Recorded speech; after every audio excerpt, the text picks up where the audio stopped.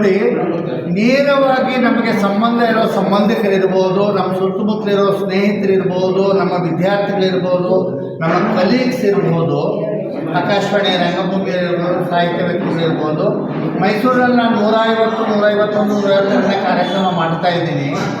ಆದರೆ ನನ್ನ ಅಭಿನಂದನಾ ಗ್ರಂಥ ಮಾಡಲಿಕ್ಕೆ ಶಿವಮೊಗ್ಗ ಜಿಲ್ಲೆಯ ಹೊನ್ನಾಳಿಯಿಂದ, ಕುಷ್ಟಗಿಯ ಹನುಮಸಾಗರದಿಂದ ವ್ಯಕ್ತಿಗಳು ಬರಬೇಕಾಯ್ತು ಅನ್ನೋದು ನನ್ನ ಭಾಗ್ಯ. ಭವ್ಯ ಸುಧಾಕರ್ ಅವರು ಅವರ ಒಂದು ಯೂಟ್ಯೂಬ್ ಚಾನಲ್ ಮೂಲಕ ನನಗೆ ಪರಿಚಯ ಆಗಿದೆ 7-8 ತಿಂಗಳ ಹಿಂದೆ. ಅವ್ರನ್ನ ನಾನು ಮುಖತಃ ನೋಡಿಲ್ಲ, ನಾನು ಅವ್ರ ಮುಖತಃ ನೋಡಿಲ್ಲ. ಚೆನ್ನೈಯಿಂದ ಬಂದಿರುವಂಥವ್ರು ಏನಿದ್ದಾರೆ ಈ ವ್ಯಕ್ತಿ ಹೇಮಾ, ಇವ್ರನ್ನೂ ನಾನು ಮುಖತಃ ನೋಡಿಲ್ಲ. ನೇರವಾಗಿ ಇವರಿಬ್ಬರು ನಿನ್ನೆ ರಾತ್ರಿ 12 ಗಂಟೆಗೆ ನಮ್ಮ ಮನೆಗೆ ಬಂದಿದ್ದಾರೆ ಕಾರ್ಯಕ್ರಮ ಸಲುವಾಗಿ. 2 ಗಂಟೆ ತನಕ ಕಾರ್ಯಕ್ರಮದ ಒಂದು ರೂಪುರೇಷೆಯನ್ನು, ಆ್ಯಂಕರಿಂಗ್ ಎಲ್ಲ ತಯಾರು ಮಾಡಿ. ಯಾಕೆ ಹೇಳ್ತಾ ಇದ್ದೀನಿ ಅಂದರೆ, ನಮ್ಮ ಬಂಧುಗಳು ಸ್ನೇಹಿತರು ಆಗ್ತಾರೆ ಅನ್ನೋದಕ್ಕಿಂತ ದೂರದಿಂದ ಸಾಹಿತ್ಯದ ಬಂಧುಗಳಾಗಿ ಸೋದರಿಯರಾಗಿರುವಂಥವರು ಆನ್ಲೈನಲ್ಲಿ ಪರಿಚಯವಾಗಿದ್ದಕ್ಕೆ ಇವರು ನೋಡಿ ವಿಶೇಷ ಚೇತನರಾಗಿ ಕಳೆದ ತಿಂಗಳು 26ನೇ ತಾರೀಕು ನನ್ನ ಮಗ NR ಅಶ್ವಿನನ್ನ ಜನ್ಮದಿನದ ಸಂದರ್ಭದಲ್ಲಿ ವಿಶೇಷ ಚೇತನರು 35 ಜನಕ್ಕೆ ಸನ್ಮಾನ ಮಾಡಿದೆ ಅಂತ ಹೇಳುತ್ತಲ್ಲ, ಅದರಲ್ಲಿ ಇವರು ಒಬ್ಬರು. ಅವತ್ತು ಬಂದು ಹಾಡಿ ಕುಡಿದು ಡ್ಯಾನ್ಸ್ ಮಾಡಿ ಎಲ್ಲ ಮಾಡೋದು. ಯಾಕೆ ಹೇಳ್ತೀನಿ ಅಂದರೆ, ಅವರು ರಾಮುಜಿ ಕೊಳ್ಳಿ ಅಂತ ಹನುಮಸಾಗರ, ಹೀಗಾಗಿ ಅವರು ಅಲ್ಲಿಂದ ಬಂದಿದ್ದರು ಪರಿಚಯ. ಈಗ ಏನು ಭವ್ಯ ಅವರು ನನಗೆ ಫೋನ್ನಲ್ಲಿ ನಾವು ನಿಮ್ಮ ಬಗ್ಗೆ ಅಭಿನಂದನಾ ಗ್ರಂಥ ಮಾಡ್ತೀವಿ ಅಂತ ಹೇಳಿದ್ರು. ನನಗೆ ಎಂಥ ರೋಮಾಂಚನ ಆಶ್ಚರ್ಯ ಆಯಿತು ಅಂದರೆ, ನಮ್ಮ ಸುತ್ತಮುತ್ತಲವರು ಯಾರು ಮಾಡಿದೆ ಆನ್ಲೈನಲ್ಲಿ ಪರಿಚಿತ ಆದಂಥವರು ಭವ್ಯ ಸುಧಾಕರ್ ಮಾಡ್ತಿದ್ರು, ರಾಮೋಜಿ ಕೊಳ್ಳಿ ಕವರ್ ಪೇಜ್ ಮಾಡಿದ್ದಾರೆ. ಇದಕ್ಕೆ ಟೈಟ್ಲ್ ಸಹ ಅವರೇ ಕೊಟ್ಟಿದ್ದಾರೆ.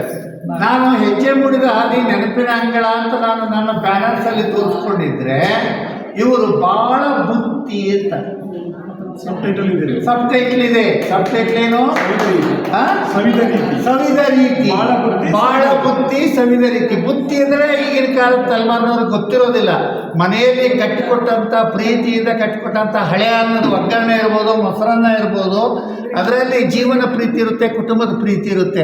ಹಾಗೆ ಇಲ್ಲಿ ಬಾಳ ಬುತ್ತಿ ಸವಿದ ರೀತಿ ಅಂದಾಗ ಏನೇನು ನನ್ನ ಬುತ್ತಿಯಲ್ಲಿ ದೇವರು ಕೊಟ್ಟಿದ್ದ ಅಥವಾ ಪ್ರಕೃತಿ ಕೊಟ್ಟಿತ್ತು, ನಾನು ಅದನ್ನು ಹೇಗೆ ಅನುಭವಿಸ್ತೆ ಅಂತ ನಾನು ಬ್ಯಾನರ್ನಲ್ಲೂ ಇದೆ ನೋಡಿ. ನೆನಪಿನ ಅಂಗಳ ಹೆಜ್ಜೆ ಮೂಡಿದ ಹಾದಿ ಅಂತ ಸ್ಟೆಪ್ಸ್ ಹಾಕಿದ್ದೀವಿ.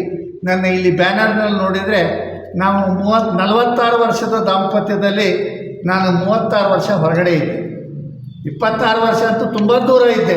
ಆದರೂ ಇಡೀ ವಿಶ್ವದಲ್ಲಿ ದೂರ ಇದ್ದ ದಂಪತಿಗಳು 51 ದೇಶ ವಿದೇಶ ನೋಡೋದಾಗಲಿ, ಇಂಡಿಯಾದ 70% ನೋಡೋದಾಗಲಿ, ನಾನು 111 ಪುಸ್ತಕ ಮಾಡೋದಾಗಲಿ, ಅಭಿರುಚಿ ಬಳಗದಿಂದ ಎನ್ ರಮೇಶ್ ಕಲಾ ಬಳಗದಿಂದ ನಾವು 151-152ನೇ ಕಾರ್ಯಕ್ರಮ ಪಿಂಚಣಿ ಹಂತದಲ್ಲಿ ಮಾಡ್ತಿರೋದಾಗಲಿ, ಅಥವಾ ನಾವು ಇದನ್ನೆಲ್ಲ ದಾಖಲೆಯಾಗಿ ಇಟ್ಕೊಂಡಿರೋದಕ್ಕೆ ಕಾರಣ ನನ್ನ ಜೀವನದ ಜೀವವಾಹಿನಿ, ನನ್ನ ದಾಂಪತ್ಯದ ಒಂದು ರೀತಿಯಲ್ಲಿ ಏನಿದ್ರು ನಾವು ರಾಧಾಕೃಷ್ಣ ರಾಮ ಸೀತೆಯರ ಆದರ್ಶ ಅಂತೀವಿ.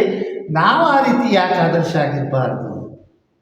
ಆ ಥರ ಅಂದ್ಕೊಂಡಾಗ ಈ ಎಲ್ಲ ಸ್ನೇಹಿತರ ಜೊತೆಗೆ, ಸಾಹಿತ್ಯ ಬಂಧುಗಳ ಜೊತೆಗೆ ನನ್ನ ಬರ್ತ್ಡೇನ ಸಾಹಿತ್ಯಿಕವಾಗಿ ಸಂಗೀತಮಯವಾಗಿ ನೃತ್ಯೋತ್ಸವದೇನು ಮಾಡ್ತಾಯಿದ್ದೀನಿ.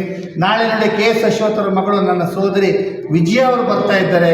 ಅವರು ಡ್ಯಾನ್ಸ್ ಕೊಡ್ತಾಯಿದ್ದಾರೆ. ಅವ್ರು ಹೇಳ್ಬಿಟ್ಟಿದ್ದಾರೆ, ರಮೇಶ್ ನೀನು ನನ್ನ ಅಣ್ಣ, ಎಲ್ಲಿ ತನಕ ನೀನು ಕರಿತೀವೋ ನಾವು ಬಂದು ಡ್ಯಾನ್ಸ್ ಮಾಡ್ತೀವಿ ಫ್ರೀ. KS ಅಶ್ವಥ್ ಅವರು ನಮ್ಮ ತಂದೆ NS ಸ್ವಾಮಿನವರ ಶಿಷ್ಯರು, ಪಟ್ಟ ಶಿಷ್ಯರು. ಹೀಗಾಗಿ ನಮಗೆ ಸಂಬಂಧಗಳೇನಿದೆ, ಸ್ನೇಹಗಳೇನಿದೆ ಹುಟ್ಟಿನಿಂದ ಗೊತ್ತಿರೋದಿಲ್ಲ. ಬೆಳೀತಾ ಬಂದಾಗೆ ಸಾವಿನ ತನಕ ಈ ಒಂದು ಸಂಬಂಧ ಇರ್ತದೆ. ಇಲ್ಲದರೆ ಎಲ್ಲಿ ಭಟ್ಕಳ, ಎಲ್ಲಿಯ ಚೆನ್ನೈ, ಎಲ್ಲಿಯ ಹೊನ್ನಾಳಿ, ಇವರೆಲ್ಲ ಮೈಸೂರಿಗೆ ಬಂದು ನಮ್ಮ ಮನೆಯಲ್ಲಿ ರಾತ್ರಿಯನ್ನು ಕಳೆದು ಸಾಹಿತ್ಯದ ಚರ್ಚೆ ಮಾಡಿ ಮುಂದಿನ ಕಾರ್ಯಕ್ರಮ ಏನು ಮಾಡೋಣ ಅಂತ ಮಾಡಿದಾಗ ನಾವು ಮೈಸೂರಿನಿಂದ ನಮ್ಮ ಅಭಿರುಚಿ ಬಳಗ ಕಾರ್ಯಕ್ರಮಗಳನ್ನು ಇಡೀ ರಾಜ್ಯಕ್ಕೆ ತಗೊಂಡು ಹೋಗಬೇಕು ಅಂತ ಹೇಳಿ ಒಂದು ಪ್ರೋತ್ಸಾಹ, ಪ್ರೇರಣೆ ಸಿಗ್ತದೆ. ಅವರಿಗೆಲ್ಲ ಧನ್ಯವಾದ.